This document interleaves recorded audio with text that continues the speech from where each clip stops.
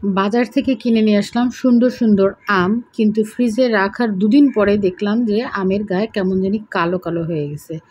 তো ভাবলাম এতগুলো আম নষ্ট হয়ে যাবে, ডাল তো রান্না করবোই আজকে, আর তাছাড়া বাকি যেগুলো থাকবে সেগুলো দিয়ে জুস করে ফেলি, তাহলে বাচ্চারা খুব মজা করে খেয়ে নেবে। কারণ এই সিজনটাই টক, অনেক বেশি টক ফল পাওয়া যায়, আম থেকে শুরু করে জলপাই টলপাই যেখানে যা আছে আমড়া। তো সব কিছুর ভেতরে মনে হয় যে কাঁচা আম দিয়ে জুস করে বাচ্চাদের খাওয়ালে মনে হয় খুব সহজেই ভিটামিনের চাহিদাটা পূরণ হবে। তাছাড়া এখন কিন্তু লেবুটাও বেশ অ্যাভেলেবেল।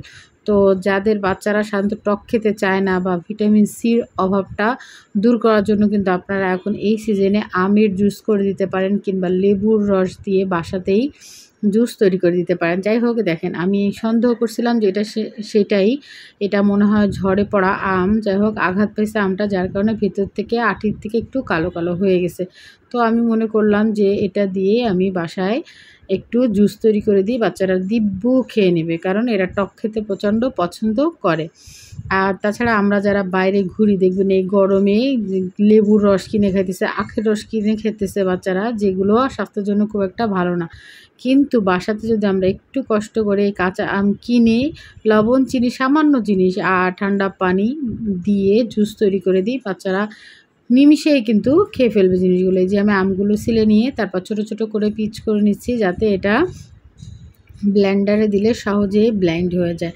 বড় করে দিলে সাধারণত ব্লেন্ডার ঘুরতেই থাকবে, আর ততটা ভালো আসলে হবে না, যতটা সুন্দর মানে আমি জুস করতে যেমন লাগে তেমনটা আশানুরূপ পাবো না। যার জন্য আমি ইচ্ছাকৃতভাবেই একটু বেশি ছোট ছোট করে আমগুলো কেটে নিচ্ছি। আপনারাও চাইলে এরকম করেও কাটতে পারেন, অন্যরকম করেও কাটতে পারেন, যার যেমন আসলে সে তেমন পিস করে নেবেন। তবে আমার মনে হয় যে ছোট ছোট পিস করাই ভালো।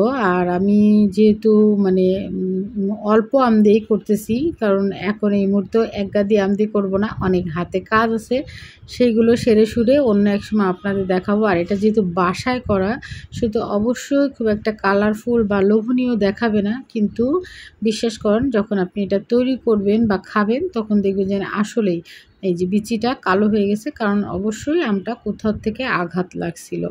তো এই টাইপের আমগুলো আমি নিয়ে আসছি বাজার থেকে, যেগুলো কেনা আসলেই ভুল হয়ে গেছে। যাই হোক, সবসময় তো আসলে কেনাকাটায় জেতা যায় না, কখনো জিত তো কখনো হার।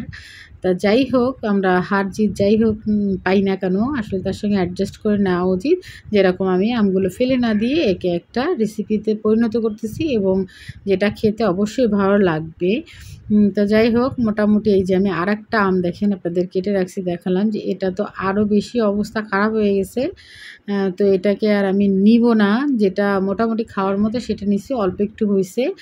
তারপরেও এটাতে আমার 2 গ্লাস 3 গ্লাস হয়ে যাবে, কারণ আমের যে জুস তাতে কিন্তু খুব বেশি আম লাগে না। এই যে আমগুলো ধুয়ে আমি ব্লেন্ডারের মধ্যে দিছি, সাথে দিলাম চিনি, মরিচের গুঁড়া, লবণ। চিনির পরিমাণটা একটু বাড়ায় দিবেন, তাতে করে আমার মনে হয় যে বাচ্চাদের ভালো লাগবে। তারপরও যার যার রুচি যেমন, তাকে তেমন দেওয়ার চেষ্টা করবেন, স্বাদ মতো দেওয়াই উচিত। আসলে আমি একটু চিনি বেশি পছন্দ করি, যার জন্য আসলে চিনিটা বেশি দিলাম। এটা হচ্ছে যে মরিচের গুঁড়া, শুকনো মরিচের গুঁড়া, যেটা আমার বাসায় সবসময় করা থাকে এটা সেটা খাওয়ার জন্য। তো আপনারাও এটা করে রাখবেন, বা যদি মনে করেন যে না গুঁড়াটা নাই, তাহলে আপনি মানে তাওয়াতে টেলে যে শুকনো মরিচটা হয় ওটা মচমচে অবস্থায় এর সঙ্গে দিয়ে ব্লেন্ড করে নিলে সেটাও কিন্তু খারাপ লাগবে না, একই রকম হবে। আপনি চাইলে এর সঙ্গে 2টো কাঁচামরিচও অ্যাড করতে পারেন। আমি শুধু শুকনো মরিচের গুঁড়াটাই দিছি, যেহেতু আমার বাচ্চা খাবে। এই যে সম্পূর্ণ একটা আম দিয়ে করছি, তারপরে সম্পূর্ণ আমের এই যে ইয়েটা লাগবে না, এটা আমি সামান্য পরিমাণে দিছি, এতটুকু পরিমাণ, কারণ এর সঙ্গে আমি অবশ্যই পানি অ্যাড করব।